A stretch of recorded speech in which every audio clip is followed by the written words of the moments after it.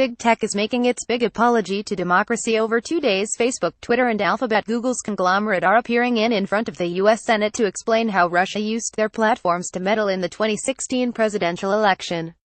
Initially, the technology companies tried to play down their involvement. Mark Zuckerberg dismissed the idea that fake news could have swayed the election.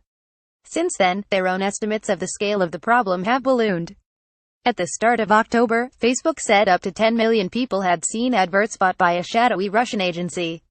At the end of October, it said that 126 million had seen posts, not just ads, made by Russian-linked accounts, between November 2015 and 2017.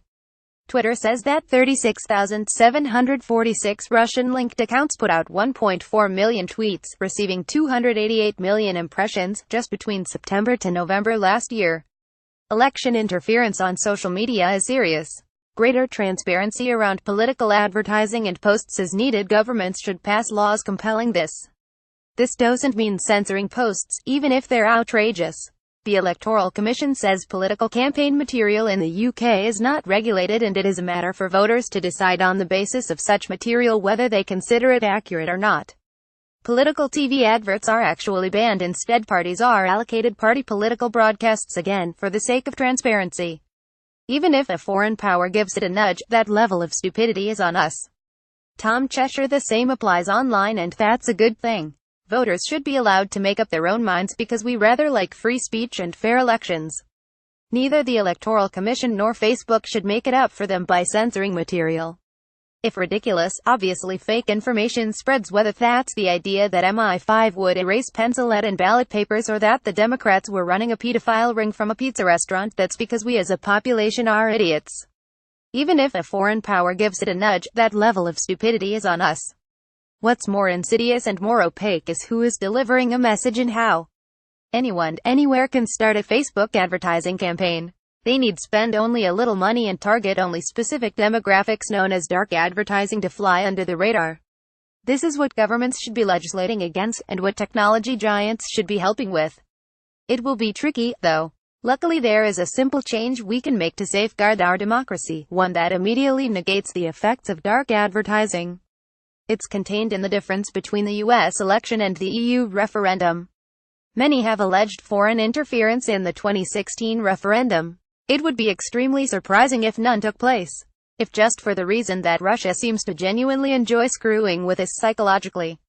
But 17.4 million people voted to leave, more than 1 million more than voted to stay. To say that Russia could influence so many people is both patronizing to leavers and extremely generous to Russia. Perhaps there was some impact on the result, but not enough to account for 1 million votes. Another thing, even if Russia didn't meddle, it suits their purposes if we think they did. Remain voters' suggestion that Brexit was the result of foreign interference contributes to the climate of paranoia, distrust and division that the Kremlin seeks. Compare with the US, though. Hillary Clinton beat Donald Trump by 2.8 million votes in the popular ballot. The election, though, was decided by just 107,000 votes cast in 3 states. They won Trump the Electoral College and the White House. That's a margin that could plausibly have been swung by Russian involvement. A campaign targeted in 3 states at 100,000 odd voters has a good chance of success. One aimed at 2.8 million voters, spread across the whole country, doesn't. Likewise, in the 2017 general election, social media campaigns tailored messages at voters in key marginal seats because of the nature of the first-past-the-post system.